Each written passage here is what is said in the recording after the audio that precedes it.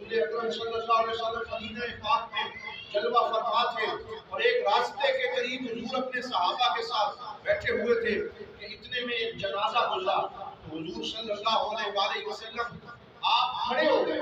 جنازے کے احترام میں اپنی جگہ پہ کھڑے ہو گئے۔ تو کسی نے عرض کیا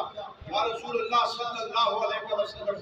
یہ تو یہودی عورت کا جنازہ ہے، تو آپ کیوں کھڑے ہو گئے؟ تو رسول اللہ صلی اللہ علیہ وسلم نے ارشاد فرمایا الیست نفست، کہ اگرچہ یہودی عورت ہے لیکن کیا انسان نہیں ہے؟ میں نے اس کے دین کو نہیں دیکھا، میں نے اس کی انسانیت کو دیکھا ہے۔ مرنا ہر ایک نے ہے، اور یہ کیونکہ انسان ہے، وہ ایک انسان کی توقیر کے لیے میں کھڑا ہو گیا کہ ایک انسان کا جنازہ جا رہا ہے۔ تو دین کے اندر تو انسان کو یہ عزت دی گئی، یہ وقار دیا گیا کہ چاہے وہ ہمارے مذہب سے تعلق نہ بھی رکھتا ہو،